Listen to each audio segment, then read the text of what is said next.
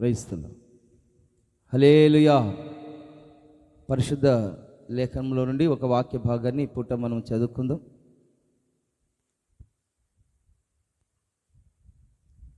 కీర్తనల గ్రంథం 119 9వ వచనాన్ని చదువుకుందామండి. యవనస్తులు దేని చేత తమ నడక శుద్ధి చేసుకుంటారు? నీ వాక్యమును బట్టి దానిని జాగ్రత్తగా చూచుకొనుట చేతనే కదా. Praise the lord. హల్లెలూయా. ఈ వాక్య భాగములో మనం గమనించినట్లయితే కీర్తనకారుడు దేవుని యొక్క వాక్యము మన హృదయంలో ఉండాలని, దేవుని యొక్క వాక్యాన్ని బట్టి నడుచుకోవాలని కొన్ని విషయాలు తన అనుభవాలలో చెప్తూ ఉన్నారు. కాబట్టి ఆ కీర్తనకారుడు దేవుని పక్షాన మాట్లాడుతున్నారండి. యవనస్తుల గురించి ఏమని మాట్లాడుతున్నారంటే వాక్య భాగంలో యవనస్తులు దేని చేత తమ యొక్క నడత శుద్ధి చేసుకుంటారు? నీ వాక్యమును బట్టి దాన్ని జాగ్రత్తగా చూచుకునుట వలన శుద్ధి చేసుకుంటారని ఈ వాక్యంలో మనం గమనిస్తూ ఉన్నాం. కాబట్టి మనం అంతా బాల్య దశలో నుండి, తల్లి గర్భంలో నుండి, బాల్య దశలో నుండి యవన కాలంలో నుండి వృద్ధుల్లోనికి వెళ్ళిపోయి తర్వాత నూతనమైన బలాన్ని పొందుకొని మరలా ఆ మొదటి స్టేజిలోనికి మనం అంతా వెళ్ళబోతూ ఉన్నాం అన్నమాట. ఇవన్నీ దేవుని యొక్క సన్నిధిలో ఈ క్రమంలో దేవుని యొక్క బిడ్డల జీవితంలో జరగాలి. ఈ మధ్యకాలంలో యవన దశ అనేది చాలా ఇంపార్టెంటు. ఈ యవనస్తుల్ని దేశం కూడా యవనస్తుల్ని వాడుకుంటుంది. అన్ని రకాలుగా, అన్ని రంగాలలో, చదువు రంగాల్లో కానీ, పనులు చేపించే విషయంలో కానీ, అభివృద్ధి విషయంలో కానీ, అటు దేశం కానీ రాష్ట్రాలు కానీ ఈ యవనస్తులు బాగుండాలి, యవనస్తులు ఆశీర్వదించబడాలి, యవనస్తులు ఉపయోగపడాలి అని వాళ్ళని ఎంతగానో అన్ని రంగాలలో గవర్నమెంట్ కానీ అందరూ ప్రోత్సహిస్తూ ఉంటారు అన్నమాట. విద్యారంగంలో కానీ, ఆరోగ్య విషయంలో కానీ రకరకాలుగా యవనస్తులందరినీ ప్రతి ఒక్కరూ ఇష్టపడతారు, ప్రోత్సహిస్తారు. యవన కాలంలో వాళ్ళ భవిష్యత్తు ఆశీర్వాదకరంగా ఉండాలని తల్లిదండ్రులు కానీ, ప్రభుత్వం కానీ, రాజకీయ నాయకులు కానీ తలంచుతూ ఉంటారు. కొంతమంది ఏమో యవనస్తుల్ని సాతాను వాడుకుంటూ ఉంటాడనమాట. రాజకీయ పరంగా చూడండి, వాళ్ళు రకరకాల ఉద్రేకాల చేత, రకరకాల ఆలోచనల చేత యవనస్తులు కొంతమంది వేరే మార్గాలలో, అన్యుల మార్గాలలో వాళ్ళు నడిపించబడుతున్న యొక్క పరిస్థితిని ఈ దినాన మనము దేశంలో కానీ, రాజకీయం కానీ గమనిస్తూ ఉన్నాం. కానీ దేవుని యొక్క వాక్యములో ఈ దినాన మనం గమనించినట్లయితే కీర్తనకారుడు ఏమంటున్నాడంటే యవనస్తులు దేని చేత తమ నడతను శుద్ధి చేసుకుంటారు? యవనస్తులు దేని చేత? మనకు ఒక ఆధారం ఉన్నది. యవనస్తులైనా ఎవరైనా మన ప్రవర్తనను శుద్ధి చేసుకోవడానికి, మన ప్రవర్తనను సరి చేసుకోవడానికి, సరైన మార్గములో నడిపించబడడానికి ఒక ఆధారం ఉన్నది. ఈ లోకంలో ఎన్నో ఆధారాలు ఉన్నాయి. మనకు ఆధారము ఉన్నప్పుడు దానిని ఆధారం చేసుకొని మనం బ్రతుకుతూ ఉంటాం. కానీ యవనస్తులకున్న ఆ యొక్క ఆధారము దేని చేత అంటే ఆధారం అన్నమాట. తమ యొక్క నడత అంటే ప్రవర్తన, మన మాట తీరు కానీ, మన ప్రవర్తన కానీ ఎలా ఉండాలంటే అది మన హృదయాన్ని శుద్ధి చేసే విధంగా యవన కాలం ఉండునుగాక. చెప్పాలి ఆమేన్, చెప్పాలి హల్లెలూయా, హల్లెలూయా. దేవుని యొక్క వాక్యాన్ని బట్టి మనం దేవుని యొక్క సన్నిధిలో ప్రతి విషయంలో మనం చాలా జాగ్రత్త కలిగి, యేసు ప్రభు ఏమన్నారు? మీరు జాగ్రత్తగా ఉండుడి. శిష్యులతో యేసు ప్రభు చెప్తూ ఉన్నారు, మీరు ఈ లోకములో పాము వలె వివేకం కలిగి, పావురం వలె నిష్కపటులై చాలా జాగ్రత్తగా ఉండి మెలకువగలిగి ఉండండి. ఎందుకంటే మీరు తోడేళ్ల మధ్యలోకి నేను మిమ్మల్ని పంపించుచూ ఉన్నాను. ఈ లోకం మీకు యోగ్యమైనది కాదు. ఈ లోకము యోగ్యమైనది కాదు కాబట్టి పరలోకమే మీకు యోగ్యమైంది. కాబట్టి ఈ లోకంలో ఉంటున్న మీరు, యవన కాలంలో జీవిస్తున్న మీరు, మీ ప్రవర్తనను జాగ్రత్తగా చూసుకోండి. మీరు పవిత్రులుగా ఉన్నట్లయితే దేవుని యొక్క సన్నిధిలో ఆశీర్వదించబడతారు అని దేవుని యొక్క వాక్యము సెలవిస్తూ ఉన్నది. కాబట్టి ఈ దినాన దేవుని యొక్క వాక్యాన్ని బట్టి మనము తెలియజేసుకోవాల్సిన విషయం, తీర్మానం చేసుకోవాల్సిన విషయం ఏంటంటే, చూడండి, అపోస్తుడైన యోహాను ఒక వాక్యాన్ని మనం గమనించినట్లయితే, చూడండి, యోహాను రాసిన మొదటి పత్రికలో ఆ వాక్యాన్ని మనం గమనించినట్లయితే, మొదటి పత్రిక 2వ అధ్యాయము 14వ వచనంలో గమనించినట్లయితే, చిన్నపిల్లలారా, చదవండి యొక్క వాక్యాన్ని. చిన్నపిల్లలారా, మీరు తండ్రిని ఎరిగి ఉన్నారు గనుక మీకు నేను వ్రాస్తూ ఉన్నాను. తండ్రులారా, మీరు ఆది నుండి ఉన్నవారిని ఎరిగి ఉన్నారు గనుక మీకు నేను వ్రాస్తూ ఉన్నాను. యవనస్తులారా, మీరందరూ బలవంతులు. హల్లెలూయా! అందరూ చెప్పండి హల్లెలూయా. యవనస్తులు అందరూ చెప్పాలి హల్లెలూయా. యవనస్తులారా, చిన్నపిల్లలారా, మీరు మీ తండ్రిని ఎరిగి ఉన్నారు కనుక మీకు రాస్తూ ఉన్నాను. తండ్రులారా, మీరు ఆది నుండి ఉన్న వారిని ఎరిగి ఉన్నారు కనుక మీకు నేను రాస్తూ ఉన్నాను. యవనస్తులారా, మీరు బలవంతులు. మీరు దేవుని యొక్క వాక్యం యందు నిలుచుచున్నది గనుక మీరు దృష్టిని జయించి ఉన్నారు. చెప్పాలి హల్లెలూయా. మీరు అపవాదిని జయించాలి. యవనస్తులు అపవాదిని జయించాలి. ప్రతి విధమైన కార్యములన్నిటినీ లోకములో యవన కాలములో అనేకమైన పరిస్థితులు ఎదురవుతాయి. యవన కాలంలో ఈ యొక్క సాతానుగాడు, ఈ యొక్క అపవాదిగాడు ఎక్కువగా వాళ్ళని శోధిస్తూ ఉంటాడనమాట. అందుకనే జాగ్రత్తగా ఉండండి. దేవుని యొక్క వాక్యాన్ని బట్టి మీరు ఎలా మారాలంటే మీరు నూతన సృష్టిగా మార్చబడాలి. చెప్పాలి హల్లెలూయా. హల్లెలూయా. ఎవడైనానో క్రీస్తునందు నెడల వాడు నూతన సృష్టి, పాతవి గతించిపోయాయి, ఇదిగో క్రొత్తవాయను అని దేవుని యొక్క వాక్యము సెలవిస్తూ ఉన్నది. కాబట్టి దేవుని యొక్క వాక్యము ఏం చేస్తుందంటే మనల్ని నూతనమైన వ్యక్తిగా మారుస్తుంది. చెప్పాలి హల్లెలూయా. చెప్పాలి హల్లెలూయా. హల్లెలూయా. కాబట్టి మీరు వాక్యములో, దేవుని యొక్క వాక్యము మీలో నిలిచి ఉండాలి. ఈ దినాన దేవుని యొక్క వాక్యం మనలో నిలిచి ఉండునట్లుగా మనం ఏం చేయాలి? పరిశుద్ధ లేఖనాలలో ఎవరిలో దేవుని యొక్క వాక్యం నిలిచి ఉంది, వాళ్ళు ఏ విధంగా జాగ్రత్త కలిగి ఉన్నారు, ఏ విధంగా దేవుని యొక్క మార్గాలలో పరిశుద్ధ లేఖనాలలో భక్తులు ఎలా జీవించారు అనేది పరిశుద్ధ వాక్యంలో మనం గమనించినట్లయితే ఈ దినాన మనము ఎలా జాగ్రత్తగా ఉండాలి, దేవుని యొక్క వాక్యం మనలో ఏ విధంగా నివసిస్తుంది, దేవుని యొక్క వాక్యానుసారమైన జీవితం ఎలా జీవించాలి, దేవుని యొక్క వాక్యాన్ని బట్టి ఏ విధంగా మనం శుద్ధి చేసుకోవాలి, దేవుని యొక్క వాక్యాన్ని బట్టి ఏ విధంగా మన ప్రవర్తనను శుద్ధి చేసుకొనొచ్చు, దేవుని యొక్క సన్నిధిలో ఆ ఉన్నతమైన రాజ్యానికి దేవుని యొక్క వాక్యము ద్వారా ఏ విధంగా మన జీవితాన్ని మార్చుకోవాలి అనేది ఈ దినాన పరిశుద్ధ లేఖనాలలో కొన్ని విషయాలను భక్తుల జీవితాలలో మనం గమనించినట్లయితే ఈ దినాన దేవుని యొక్క వాక్యం ఏం చెప్తుందో ఒక వాక్యాన్ని మనం చదువుకుందామంటే మొట్టమొదటి ఆ యొక్క పాయింట్ని మనం గమనించినట్లయితే నిర్గమాకాండములో ఒక వాక్యాన్ని మనం చదువుకుందాం. నిర్గమాకాండం 33వ అధ్యాయము. నిర్గమాకాండం తీయండి అందరూ. 33వ అధ్యాయము 11వ వచనాన్ని చదువుకుందామండి. మనుష్యుడు తన స్నేహితునితో మాట్లాడునట్లుగా యెహోవా మోషేతో ముఖాముఖిగా మాట్లాడుచుండెను. తర్వాత అతడు పాలెములోనికి తిరిగి వెళ్ళుచుండెను. అతడు పరిచారకుడును నూను కుమారుడైన యెహోషువ అను యవనస్తుడు గుడారములో నుండి వెలుపలికి రాలేదు. చెప్పాలి హల్లెలూయా.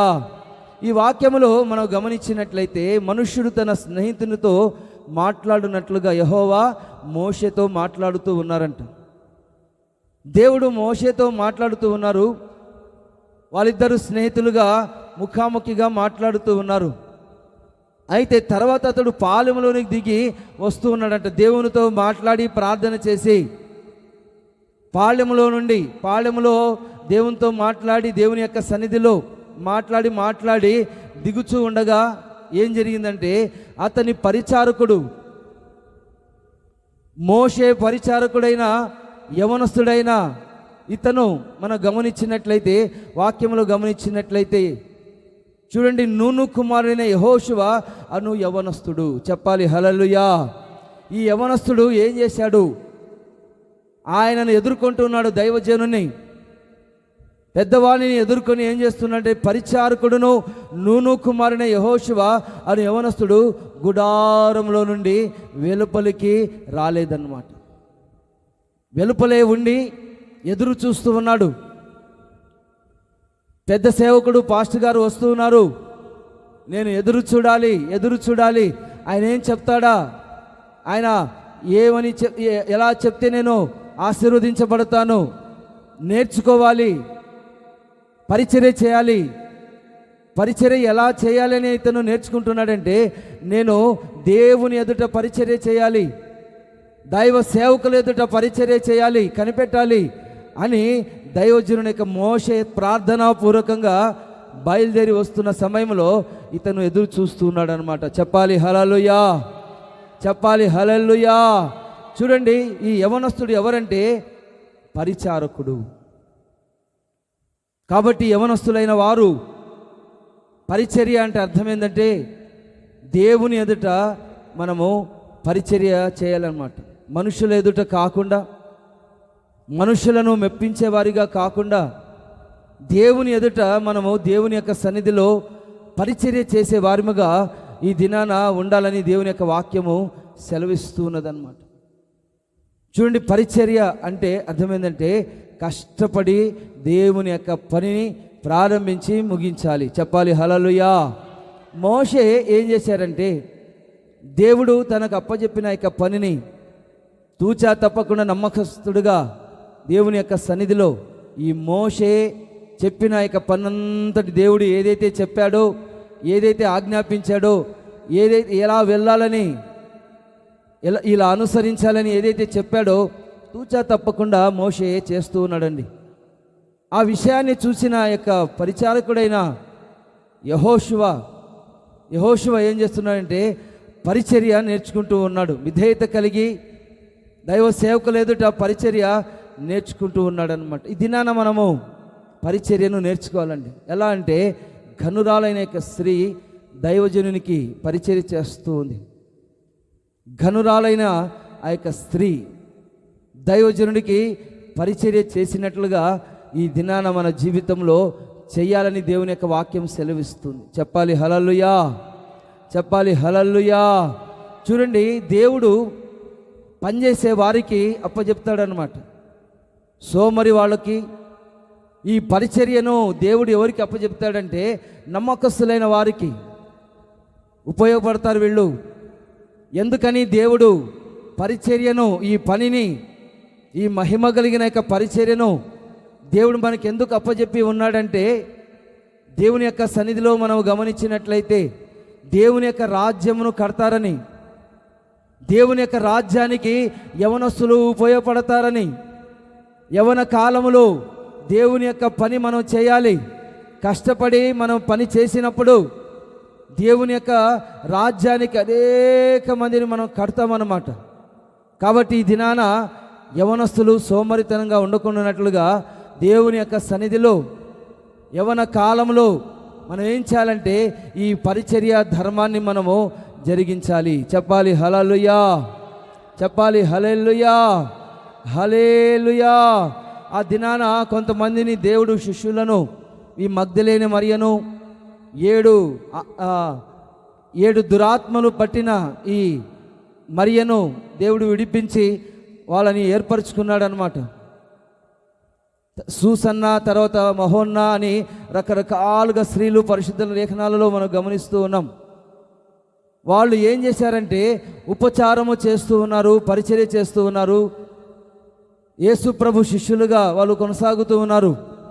అపోస్తుడైన పౌలు కూడా కొంతమందిని ఏర్పరచుకొని ఏం చేసి ఉన్నారంటే వాళ్ళని నడిపిస్తూ ఉన్నాడు అన్నమాట. కాబట్టి ఈ దినాన దేవుడు నీకు అనుగ్రహించిన యొక్క పరిచర్య, ఆయన రాజ్యంలో కూర్చోండి ఈ పరిచర్య చేసే వారందరినీ దేవుడు ఏమంటున్నాడంటే, రాబోచిన యొక్క దినాలలో ఎవరైతే పరిచర్య చేస్తున్నారో, ఎవరైతే నమ్మకంగా ఉంటున్నారో, రాబోచిన యొక్క దినాలలో ఆ 12 గోత్రాల వారిగా కూర్చోబెట్టి, రాబోచిన 1000 ఏళ్ల పరిపాలనలో వాళ్ళను కూర్చోబెట్టి ఆ దినాన ఆయన యుగాంతం వరకు ఆయన పోషించబోతూ ఉన్నారు. చెప్పండి హల్లెలూయా, చెప్పాలి హల్లెలూయా. ఈ పరిచర్యలో ఉన్న యొక్క మహిమ వేరు. నువ్వు ఎంత పరిచర్య చేస్తావో అంతగా రాబోచిన రాజ్య పరిపాలనలో దేవుడు నీకు కొన్ని బాధ్యతలను దేవుడు అప్పచెప్తాడు. నువ్వు ఈ దినాన ఈ భూలోకంలో దేవుని యొక్క పని నువ్వు చేయకపోతే ఆ దినాన సిగ్గుపడవలసిన యొక్క పరిస్థితులు ఎదురవుతాయి అన్నమాట. కాబట్టి యవన కాలములోనే ఈ యెహోషువ నేర్చుకుంటూ ఉన్నాడు, పని చేయాలి,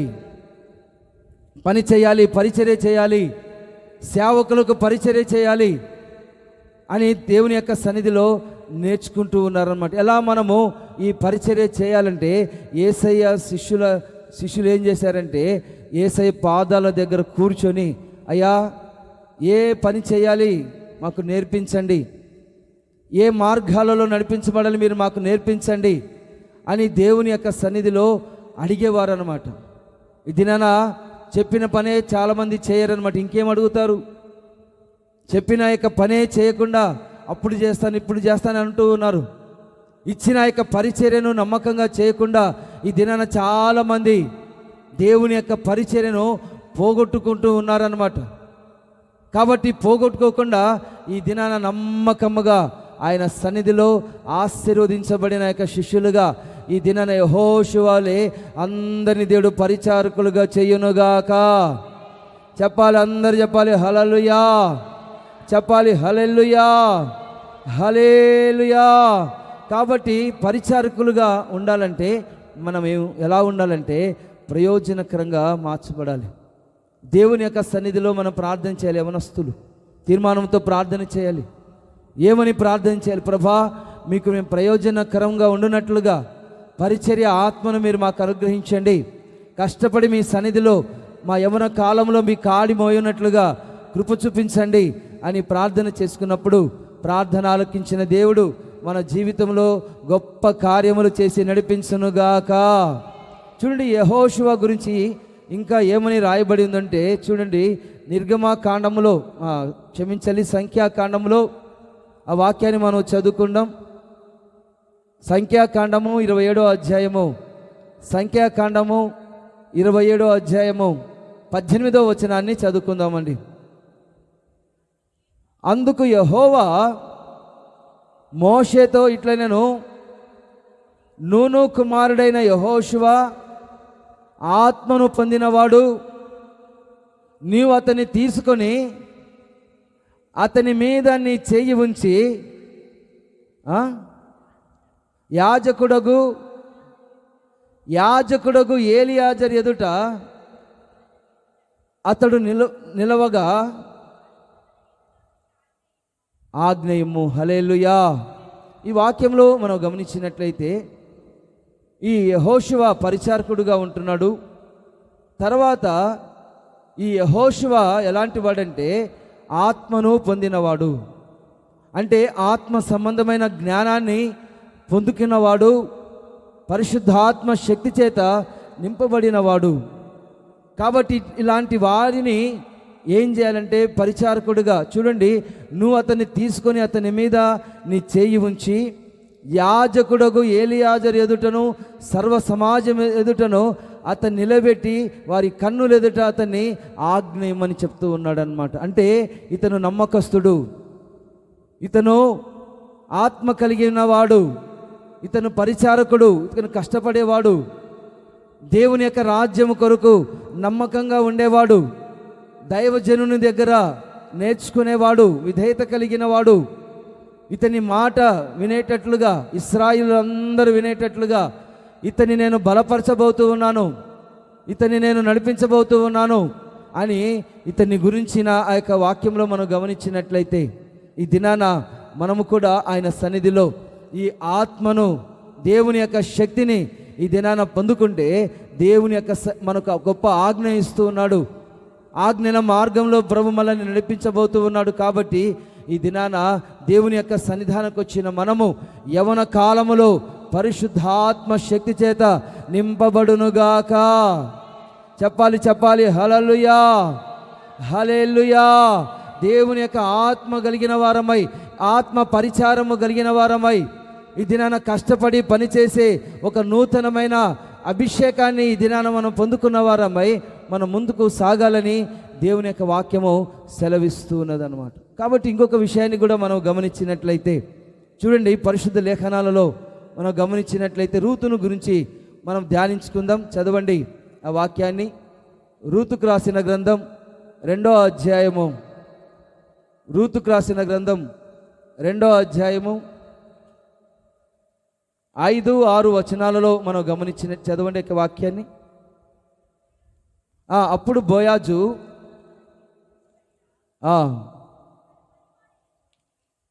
చదవండి చదవండి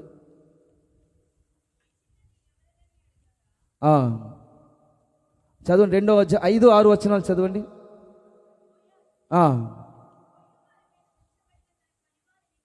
చూచి ఈ చిన్నది ఎవరిని అరగగా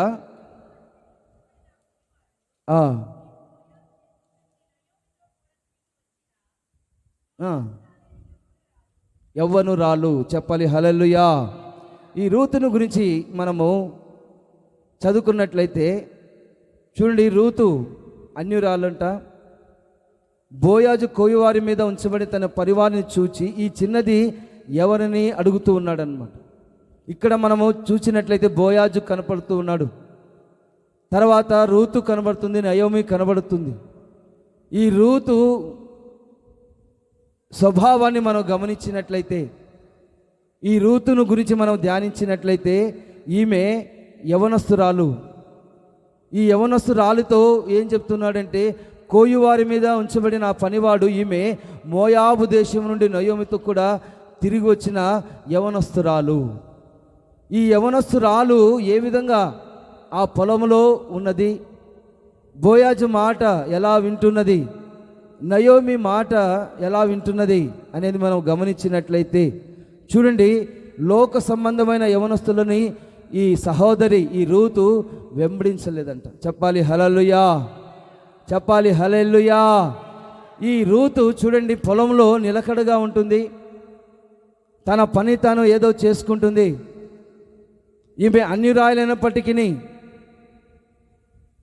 ఆమె స్థితిని గమనించి, ఏ యోగ్యత నాకు లేదు, నా స్థితి గతులన్నిటిని దేవుడు మారుస్తాడు అని మనుషుల వైపు చూడకుండా ఆమె పొలంలో తల వంచుకొని ఆ పని చేస్తూ ఉండగా ఈమె యవనస్తురాలు అని చాలామంది గుర్తించారు. కానీ ఈమెను చూస్తూ ఉంటే, ఈమె ప్రవర్తన చూస్తూ ఉంటే ఏ ఒక్కరు కూడా తప్పు పట్టడానికి వీలు లేకుండా ఈమె ఆ పొలంలో జీవిస్తున్నదంట. చూడండి, బోయాజు చూస్తున్నాడు, తర్వాత అక్కడున్న పనివారు చూస్తూ ఉన్నారు, అక్కడున్న ప్రతి ఒక్కరూ గమనిస్తూ ఉన్నారన్నమాట. కానీ ఈమె ఏం చేస్తుందంటే, దేవుని యొక్క వాక్యంలో మనం 3వ అధ్యాయం 10వ వచనంలో ఈమెను గురించి వ్రాయబడిన యొక్క వాక్యం చదవండి. అతడు నా కుమారి, యెహోవా చేత నీవు దీవెన నొందిన దానవు, కొద్దివారే కానీ గొప్పవారే కానీ యవనస్తులను వెంబడించక ఉండుట వలన నీ మునుపటి సత్ప్రవర్తన కంటే వెనుపటి సత్ప్రవర్తన మరి ఎక్కువగా ఆశీర్వదించబడి ఉన్నది. హల్లెలూయా. చూడండి, ఈ యవనస్తురాలను మనం గమనించినట్లయితే పొలములో ఉంటున్న ఈమెను గురించి ఏమని రాయబడి ఉందంటే, కొద్దివారే కానీ గొప్పవారే కానీ యవనస్తులను నువ్వు వెంబడింపక. ఈ దినాన యవనస్తులు ఎలా వెంబడిస్తూ ఉన్నారంటే, కొద్ది వారిని వెంబడిస్తూ ఉంటారు కొంతమంది ఏమో గొప్పవారిని వెంబడిస్తూ ఉంటారు. గొప్పవారిని అంటే ధనవంతులైన వారిని ఎవరు బాగు చూసుకుంటారా, ఫ్రెండ్షిప్లో మనం గమనించినట్లయితే, కాలేజీ జీవితంలో కానీ ఇంకెక్కడ మనం గమనించినట్లయితే, కొద్ది వారిని గొప్పవారిని వీళ్ళు ఏం చేస్తున్నారంటే వెంబడిస్తూ ఉన్నారంట. కొంతమంది లోక సంబంధమైన వాళ్ళు ఈ విధంగా వాళ్ళ యొక్క జీవిత ప్రవర్తన ఉందన్నమాట. కొంతమంది డబ్బును చూసి, కొంతమంది సౌండ్ పార్టీలను చూసి, కొంతమంది వెంబడిస్తూ ఉంటారన్నమాట. ఈమె అలా కాదండి. పేదవారిని చూడడం లేదు, తర్వాత ధనికులను చూడడం లేదు.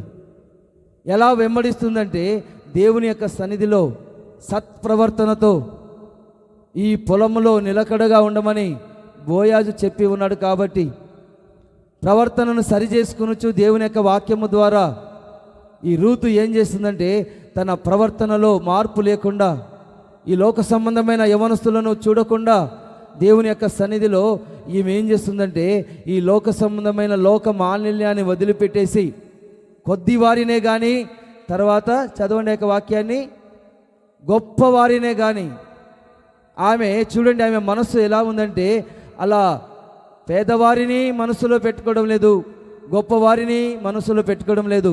అంత సమానముగా దేవుడు అందరినీ సమానముగా చూస్తూ ఉన్నాడు. ఈ లోకంలో మనం గమనించినట్లయితే కొద్దివారు గొప్పవారు, పేదవాళ్ళు ఉంటారు, తర్వాత ధనికులు ఉంటారు, రకరకాల పరిస్థితులు వాళ్ళు జీవించబడుతూ ఉంటారు. కానీ ఈమె జీవితంలో ఈమె ప్రవర్తన ఎలా ఉందంటే చూడండి, అటు కానీ ఇటు కానీ కాకుండా తన యొక్క ప్రవర్తనను సరి చేసుకొనొచ్చు.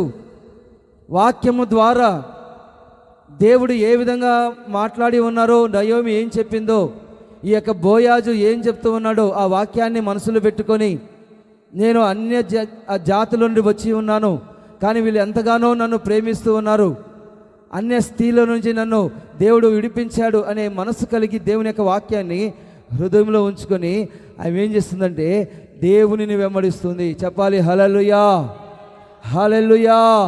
బోయాజు మాట వింటుందండి, దేవుని యొక్క సేవకుని మాట వింటుంది, వెంబడిస్తూ ఉంది.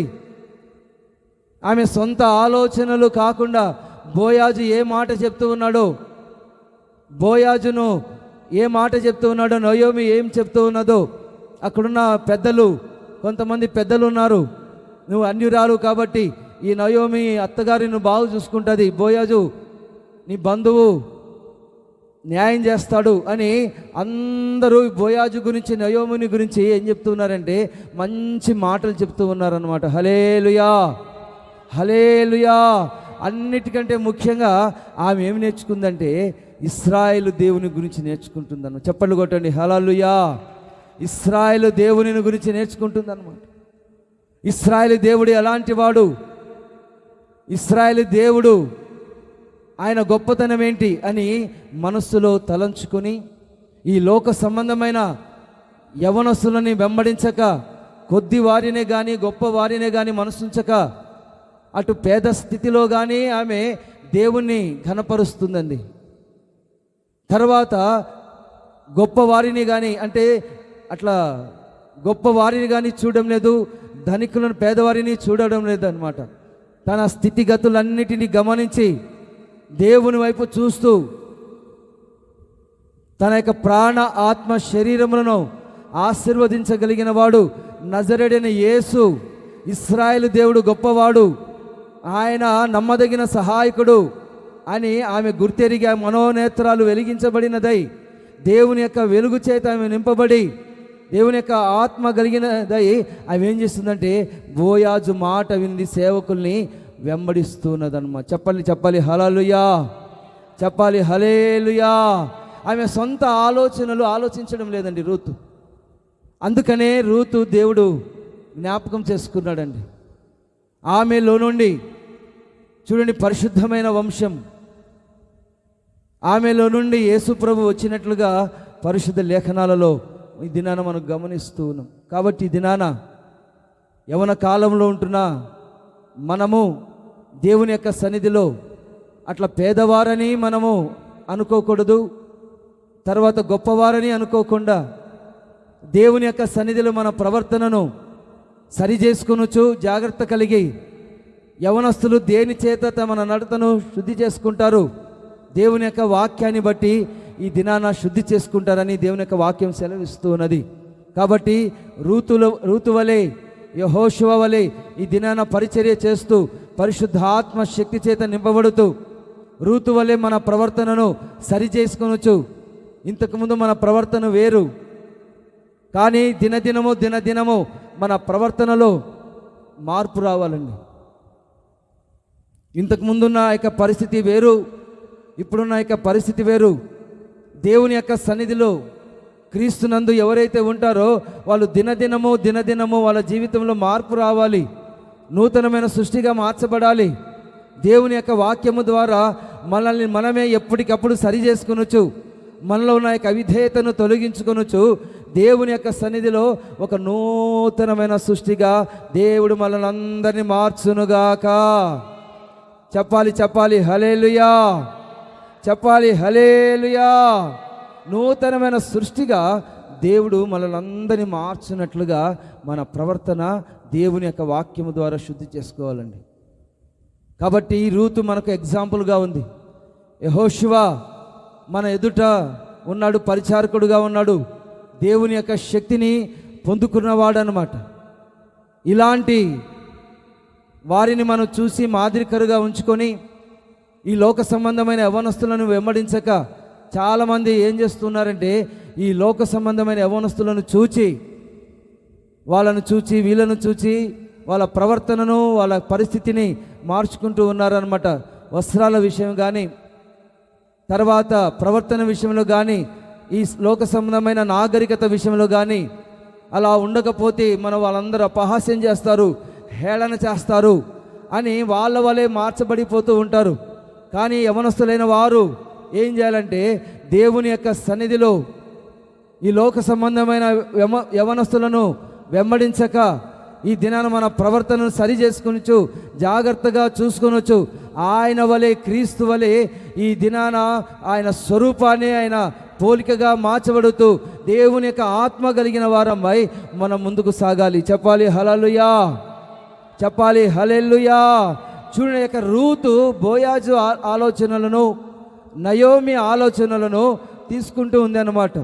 ఎప్పుడైతే సొంత ఆలోచనను తొలగించుకొని దేవుని యొక్క ఆలోచన మీద ఆధారపడి ఈమె తన ప్రవర్తనను మార్చుకుందో, చూడండి ఆమె జీవితంలో దేవుడు గొప్ప కార్యములు చేసి ఆయన రెక్కల నీడలో ఈమెను భద్రపరచబడినట్లుగా ఈ దినాన యవనొస్తున్న మన బిడ్డలందరినీ దేవుడు ఆయన రెక్కల నీడలో భద్రపరచునుగాక.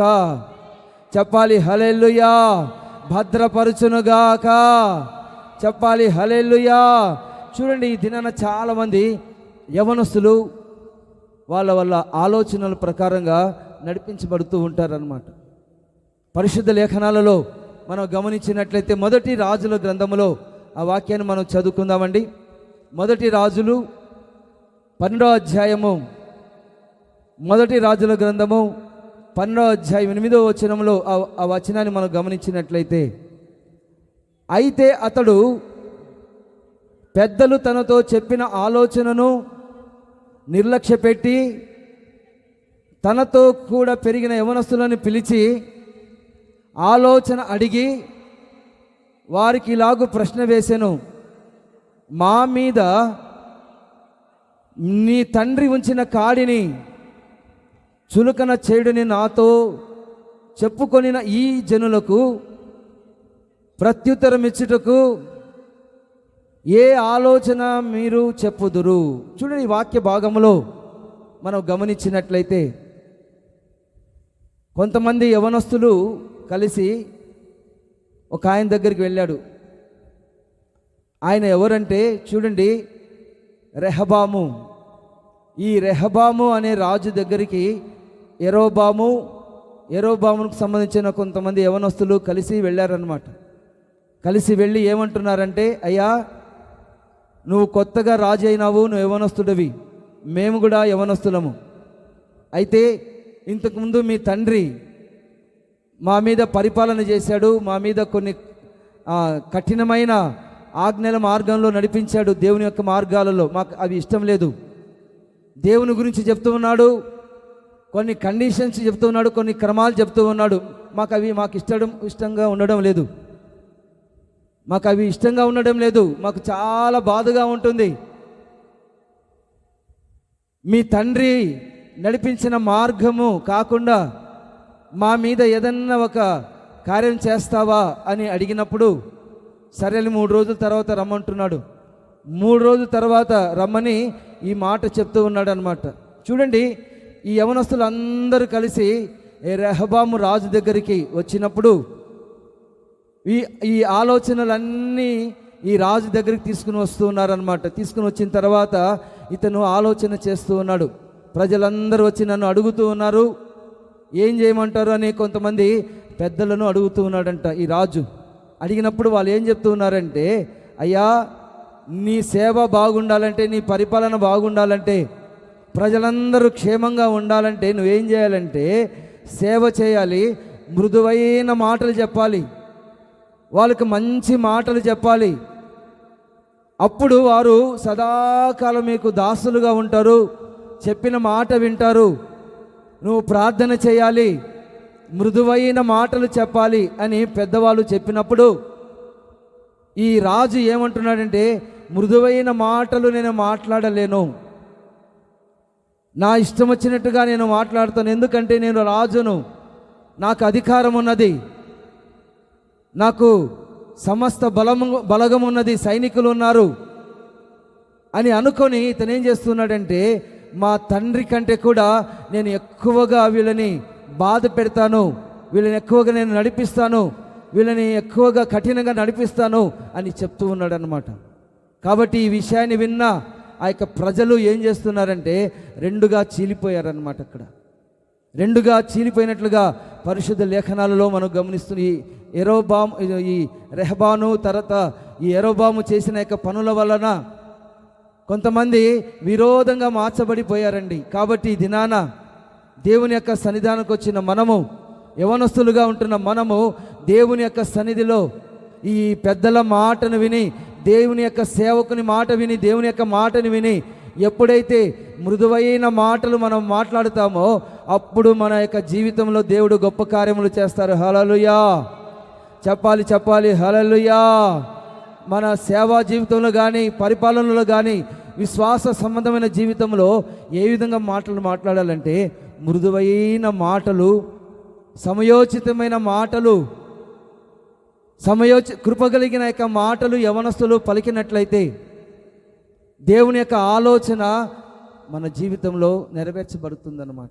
కాబట్టి ఈ దినాన చాలామంది ఏం చేస్తున్నారంటే వాళ్ళ ఆలోచనలు, వీళ్ళ ఆలోచనలు, పక్కింటి వారి ఆలోచనలు, దుష్టుని యొక్క ఆలోచనలు, ఈ లోక సంబంధమైన భక్తిహీనుల యొక్క ఆలోచనలు, దేవుని యొక్క ఆలోచనలు కనిపెట్టకుండా ఈ దినాన యవనస్తులు సరైన మార్గంలో వెళ్లకుండా ఈ దినాన నడిపించబడుతూ ఉన్నారన్నమాట. కాబట్టి ఈ దినాన దేవుని యొక్క సన్నిధానానికి కూడి వచ్చిన మన జీవితంలో దేవుని యొక్క ఆలోచన మన జీవితంలో నెరవేర్చబడునుగాక. చెప్పాలి హల్లెలూయా హల్లెలూయా. దేవుని యొక్క ఆలోచన కొరకు యవనస్తులు బాగా ప్రయాసపడాలి. మనుషుల మాటలు వినకుండా దేవుని యొక్క సన్నిధిలో యేసయ్య మాటలు ఏంటిదో, దేవుని యొక్క వాక్యము ద్వారా దేవుని యొక్క వాక్యపు ఆలోచనలు ఏంటిదో ఈ లోక సంబంధమైన యవనస్తుల వైపు మనము చూడకుండా, కొద్ది వారినే కానీ గొప్పవారి కానీ మనం చూడకుండా ఈ దినాన రూతు వలె ఆయన సన్నిధిలో చూడండి, దైవ సేవకుల యొక్క బోయాజు మాట విని, నయోమిని మాట విని ఎప్పుడైతే తను తాను తగ్గించుకొని ఆ పొలములో నిలకడగా ఉన్నదో దేవుని యొక్క బహుమానము పొందేంత దేవుని యొక్క సన్నిధిలో దేవుడు ఆమెను ఆశీర్వదించారు. హల్లెలూయా చెప్పాలి హల్లెలూయా. కాబట్టి దేవుని యొక్క ఆలోచన, మన ఆలోచనలను చెడగొట్టే యవనస్తులు ఉంటారు, మన ఆలోచనలు చెడగొట్టే భక్తిహీనులు ఉంటారు, మన ఆలోచనలు చెడగొట్టే ఆ యొక్క దురాత్మ శక్తులు ఎన్నో ఉంటాయి. వీటినన్నిటిని అధిగమించి దేవుని యొక్క సన్నిధిలో యవన కాలపు ఆ యొక్క శక్తిని దినాన పొందుకొని దేవుని యొక్క ఆలోచనల చేత నింపబడి ఆయన సన్నిధిలో విచారణ చేసి ప్రభా ఏంటి తండ్రి, దావీదు ఎక్కడికి వెళ్ళినా దేవుని యొక్క సన్నిధిలో ఎలా ఉండేవాడంటే, ప్రభా ఈ పని చేయాలా చేయకూడదా, అక్కడికి వెళ్ళాలా వెళ్ళకూడదా, యుద్ధం చేయాలా వద్దా, కాముగుండాలా, ఇంట్లో ఉండాలా, లేకపోతే ఏం చేయాలి అని దావీదు దేవుని యొక్క సన్నిధిలో విచారణ చేసేవాడండి. దేవుని యొక్క ఆలోచనను ఎరిగేవాడు. కాబట్టి ఈ దినాన దేవుని యొక్క సన్నిధానానికి కూడి వచ్చిన మనము దేవుని యొక్క ఆలోచన చేత నింపబడునుగాక. చెప్పాలి హల్లెలూయా, హల్లెలూయా. అపోస్తలుడైన పౌలు తిమోతితో ఏమంటున్నాడంటే, నీ ప్రవర్తనలోను నీ మాటలోను నువ్వు దేవుని యొక్క సన్నిధిలో అన్ని విషయాలలో నువ్వు మాట వినేటట్లుగా విధేయత కలిగి నువ్వు దేవుని యొక్క వాక్యానికి లోబడినట్లయితే నీ యవన కాలాన్ని తృణీకరించకుండా ఉండునట్లుగా ఈ దినాన దేవుని యొక్క మాట వినాలి అని తిమోతికి అపోస్తలుడైన పౌలు చెప్తూ ఉన్నారన్నమాట. కాబట్టి అన్ని విషయాలలో మన మాటలోనూ ప్రవర్తనలోనూ మనం దేవుని యొక్క సన్నిధిలో మనం ఉన్నవారమై దేవుని యొక్క ఆలోచన ప్రకారంగా ఈ దినాన సంఘస్థులుగా ఉన్న మనము, యవనస్తులుగా ఉంటున్న మనము ఆశీర్వదించబడిన వారిగా ఆ ఉన్నతమైన మార్గాలలో దేవుని యొక్క ఆలోచనలు మనందరికీ దేవుడు అనుగ్రహించునుగాక. చెప్పాలి హల్లెలూయా, హల్లెలూయా.